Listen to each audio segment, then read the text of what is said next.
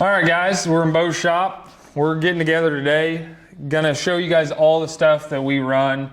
We get a ton of comments, whether it be through YouTube, we get people that text us or message us, asking different questions about different stuff. So we're gonna run through it all, kind of show you guys what we kind of have confidence in. Not saying it's the best or our way's the right way. It's just stuff that we use, that we found that we like and that works for us.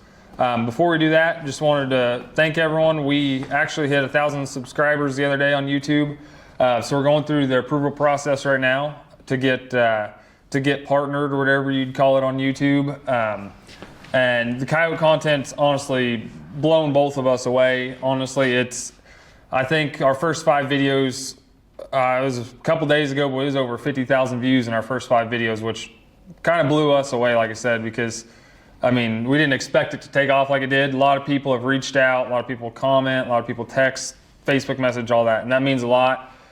We appreciate all the support. That's why we're doing this video, is to give everyone insight on what we use, like I said. So Bo's gonna probably start it here with his gun and run through his setup. I'll run through mine, then we'll go through the little knick-knack stuff that we run that we feel makes life a little bit easier on us when we're out in the field or out there in the cold. So yeah, so I'm running an AR-10 in 6.5 Creedmoor.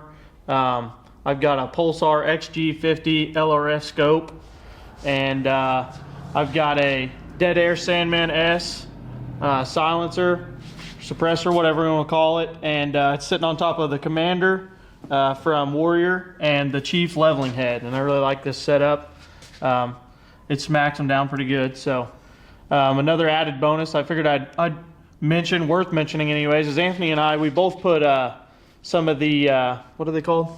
Stealth strips. Stealth strips on our the butt of our stock. Helps a lot with just sitting your cheek on the gun when you're constantly looking through the gun or whatever on them cold nights. You're not freezing your face off, so that helps a lot. That's something I would never not do on a night gun, so worth mentioning.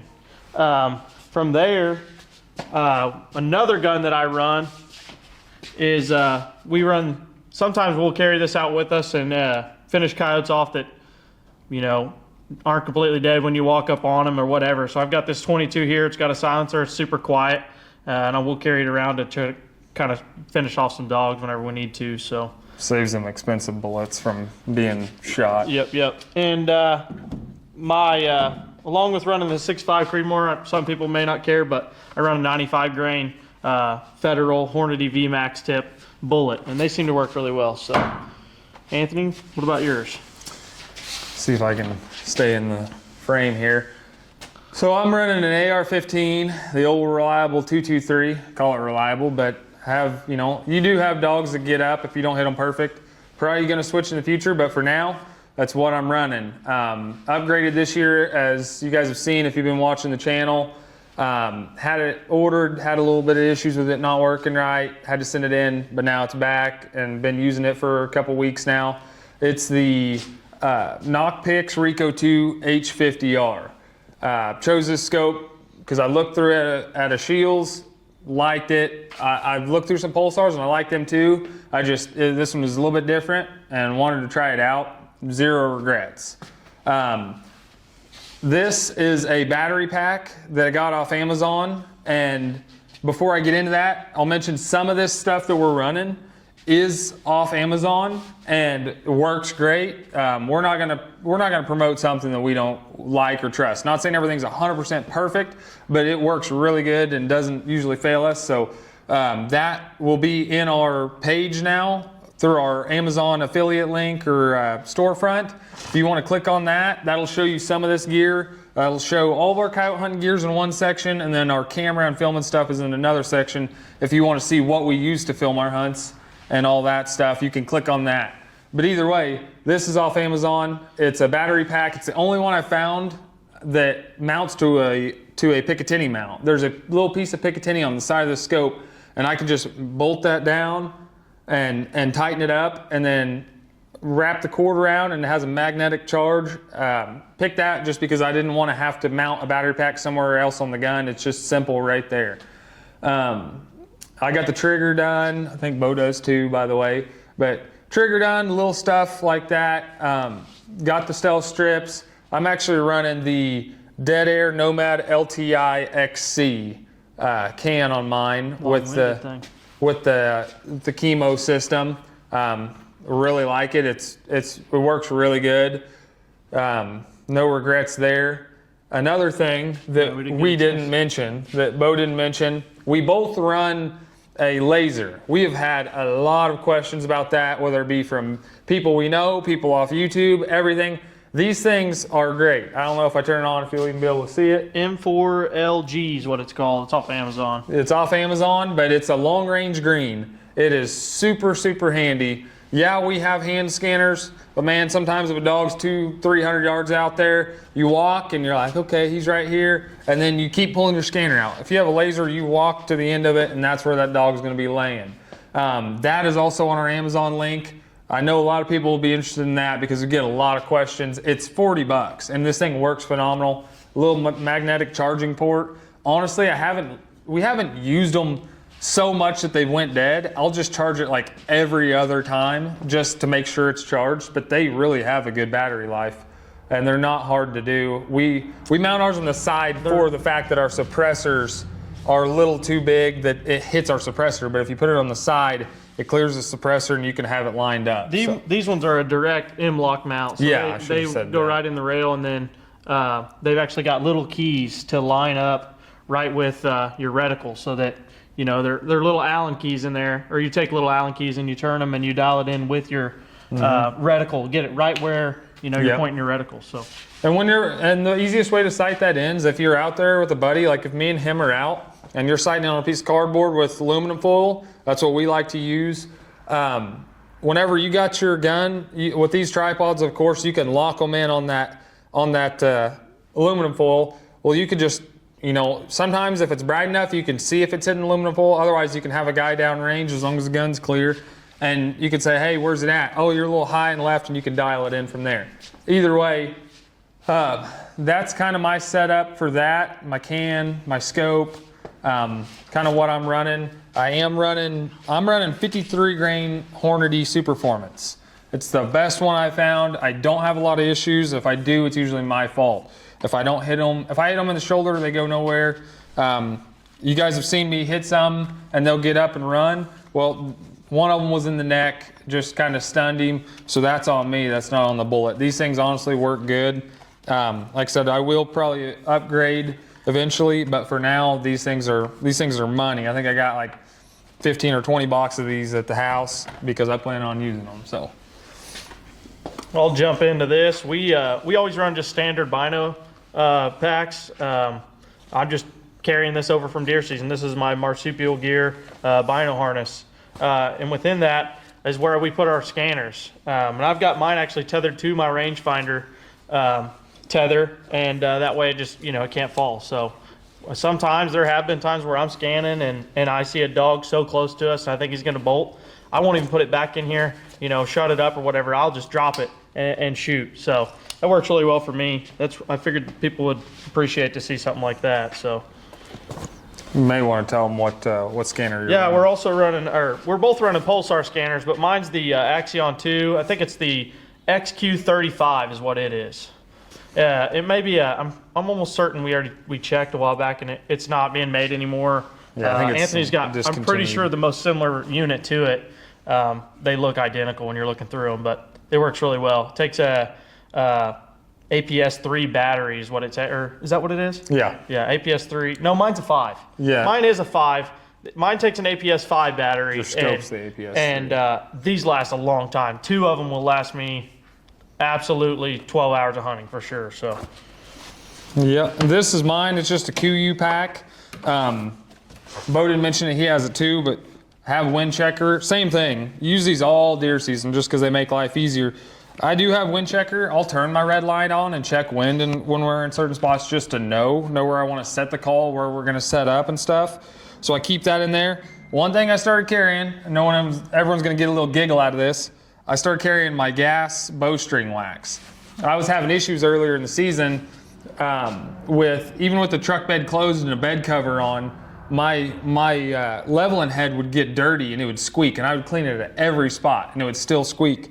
Well, what we figured out, Bo done some research, And with them leveling heads, you can take apart super simple. You just unscrew the handle.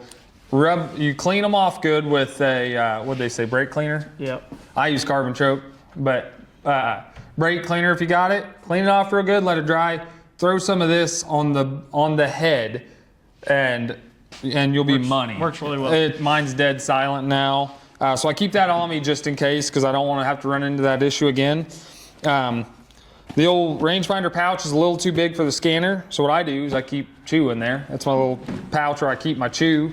Got the phone pouch on this side. I keep a spare APS-3 battery on this side for if my scanner goes dead. My scanner is let me pull it out here. Well, that's where my extra battery goes, and I keep that zipped up in case I'm in the field and I forget to change it when I'm at the truck. I always have it on me. Same thing, I keep mine tethered. And I can scan, set it back, but there's been times where I bend over to get the call, it falls out. Well, that'll catch it so it ain't smashing off the ground. I run the Axion 2 XQ30 Pro is what I run. Like he said, they're pretty much similar right there. Two times base zoom on both. His takes that APS-3 battery, and that extra battery he's got is one of the things that's on our storefront.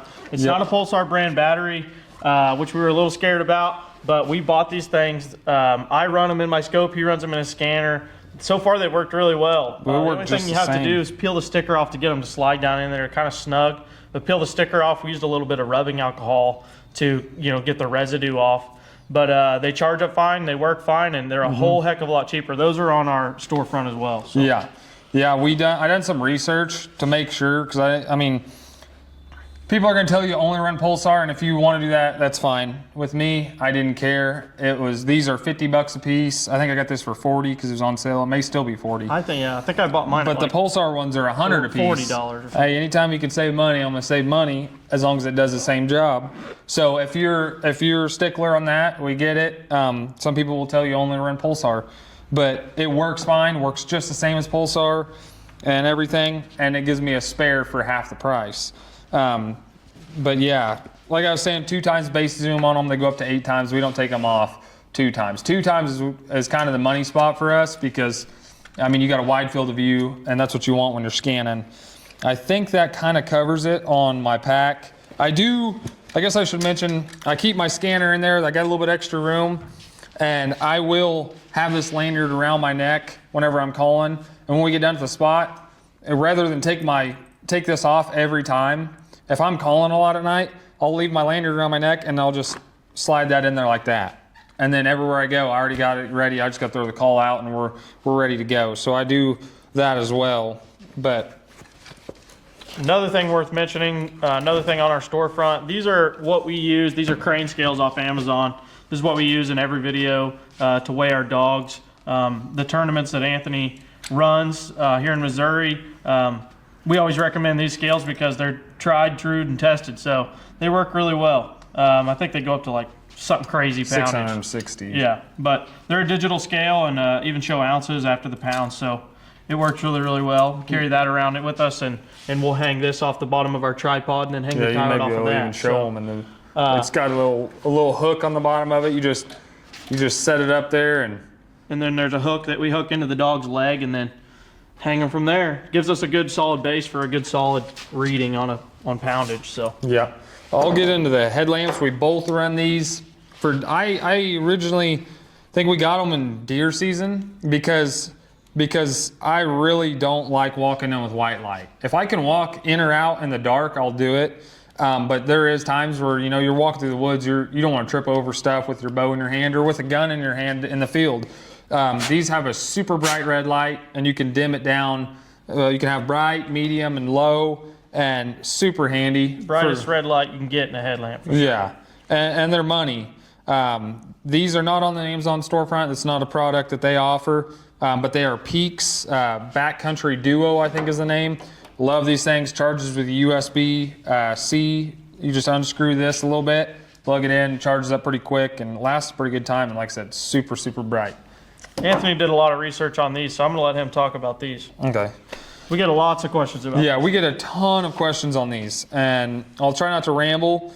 Did a lot of research. It's super hard to do through Amazon reviews and whatnot, because you just don't know if someone's, you know, a bot or not or whatever. There wasn't a million options, but I came up on these and they look cheap. I'm not gonna say they're just military grade, but they work good. Slight delay. Yeah, there's something you get used to pretty quick though. It's maybe a half second. If Bo's standing 5 feet away and he's talking, you know, I can hear him. I can hear that his words are just maybe a half second difference from what he's saying to what's coming through the headset. But honestly, the way we fix that is just said, hey, whoever's counting, you shoot on one of a 3-2-1 count, and the other guys shoot on 2. So, I mean, that kind of solves that. They're awesome. I mean, oh yeah. Obviously, most of the time you're hunting with 2 guys or whatever, you can hear each other pretty good. I wouldn't think they would be necessarily needed for that. We always hunt most of the time with 4 guys.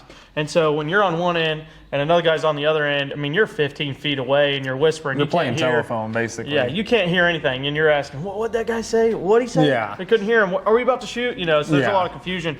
And these have taken that out, and we've killed a couple dogs just because of these. So, yeah, it's like he was saying, it clears up communication. And in the game of hunting or whatever, it's kind of true across the board, but in the game of night hunting, I mean, seconds matter sometimes. If a dog stops on a dime, you need to know when we're shooting. Not saying we always just get lucky. You know, things are still hard communicating between 4 different guys, getting on the same page, but seconds matter. And if this can clear it up, or some guy's not like, hey, what did he say? Then that helps us a ton. They have a 550-yard range. I think it's 546 to be exact. Haven't tested it out to that distance, but I mean, I walked 250, 300 to go get a dog, and I can hear everything you guys are saying. I've had it break up whenever I go to get the truck to come out and meet them guys with, to go get a dog or something. But I mean, realistic use, it works. It works. Oh yeah, perfect, so. It works phenomenal. I mean, we did elect for one side, one ear. It's a little small for my head, but one ear, and this side sets up on the side of your head.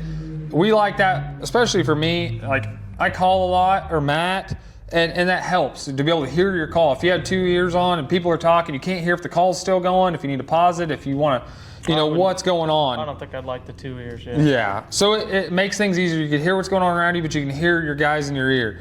So it's got volume control. It's super easy. Once you get them and you pair them up, turn them off, and the next time we go out, the next weekend, all you do is turn it on and it pairs automatically. Never had any issues yet.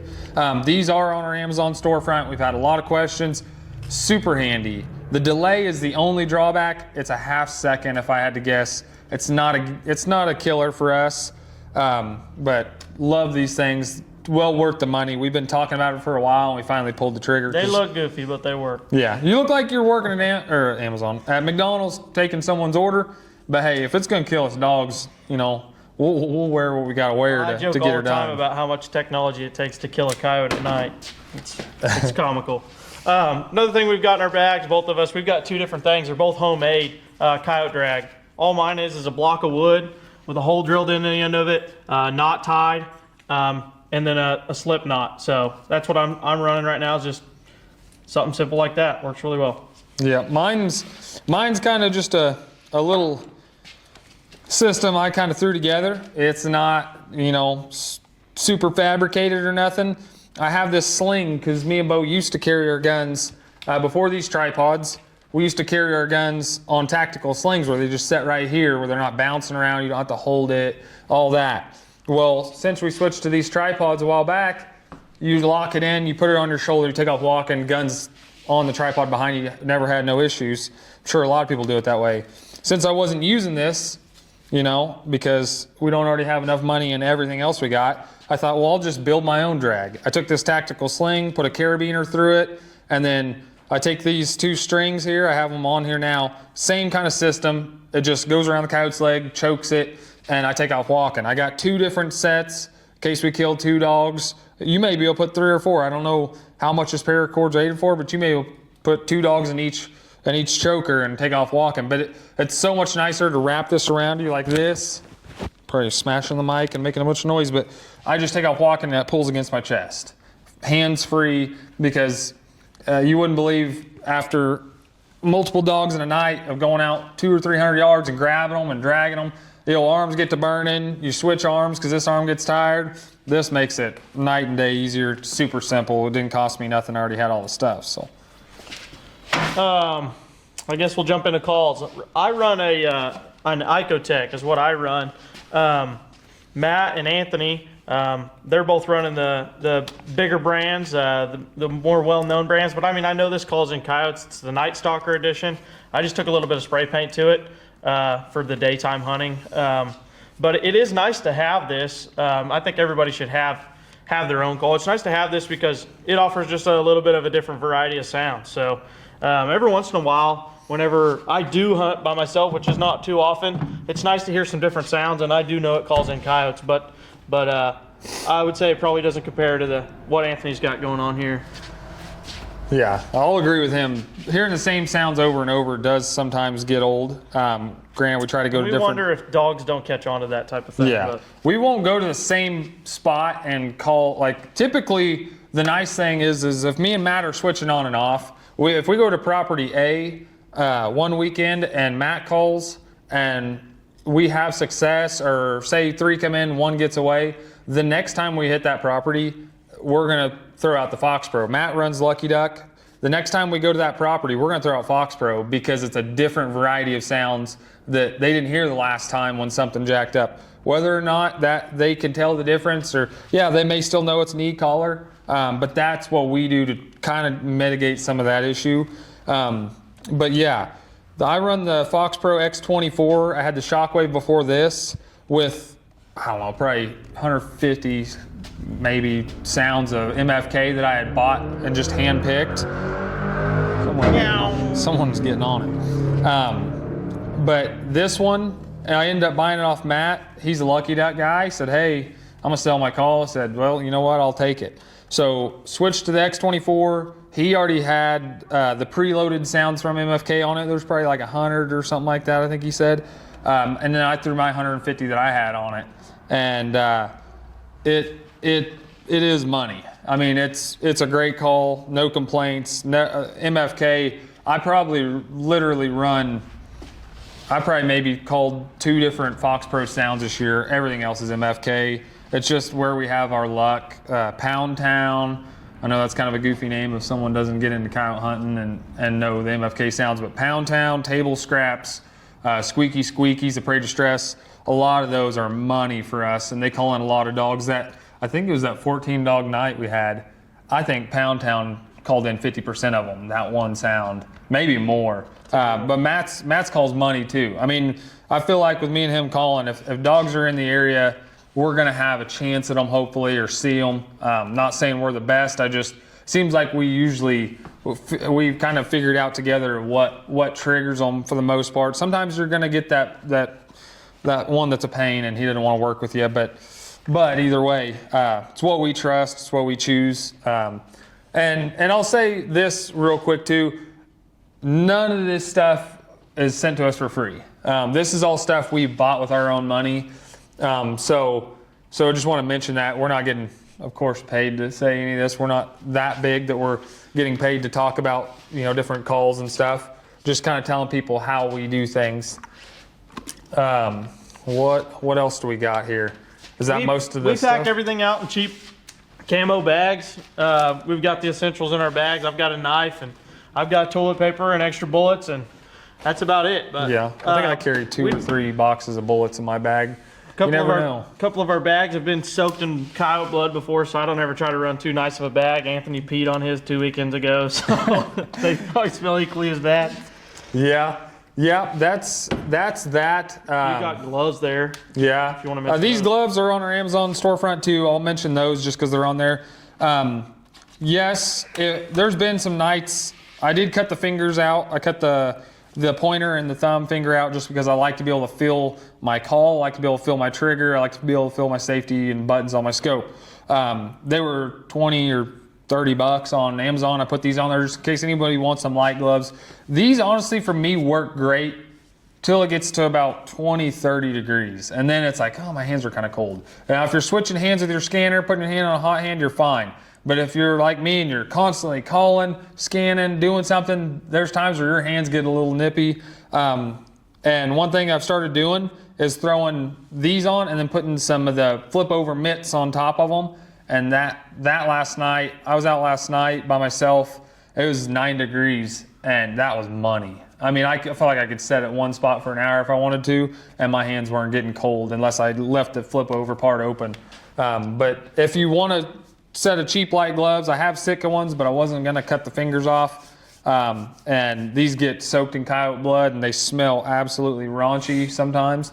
So I figured I'd run those bad boys. Those are on our link too if you want to use those. I think the only thing we really lack. We're going to show you some things in the truck, just kind of convenience things really in the truck because we go all night long. There's 4 of us in the truck, and we like to try to be efficient. So when we get out, everybody kind of knows their procedure. Guns aren't pointed at each other and things like that. So there's a few things in the truck we're going to show you and just to make our life a little easier as far as the truck goes. So we're going to jump into that now. All right, guys. So this is our system for in the truck. This keeps things organized, keeps them safe. I don't want this thing sitting beside me while I'm driving down the road. I don't want it in between me and the console. I don't consider it a truck gun. So this is what I've come up with, and it works really well. So what I do is we have these gun holders, and I think they're actually for holding guns horizontally, but I've kind of modified it in a way where we can use both back seats to hold guns. So this is what I do. I use this pocket right here, put it in here, and I've got an extra buckle clip, and we just take and we buckle it right here around the rail. If I can get it buckled, I usually like it pretty tight, and that thing is on there. I don't worry about it going down any bumpy roads or anything like that. I don't worry about it, getting bumped around. The only thing I have to worry about is these guys in the back hitting their knees on it, and I don't really worry too much about that even. So it works really well. There's an extra pocket. I know the guys always throw their trash and their bullets and everything else in there, but it works. This is our night ride screen here. We've got it set up. We've just got it set up to an iPad, and it's on a suction cup mount to the front glass here. We just turn this bad boy on whenever we're getting in a field so we can kind of see if anything's there before we're there. It happens more often than you would think. So it works really well. Just sits right there, wiggles a little bit, but serves its purpose.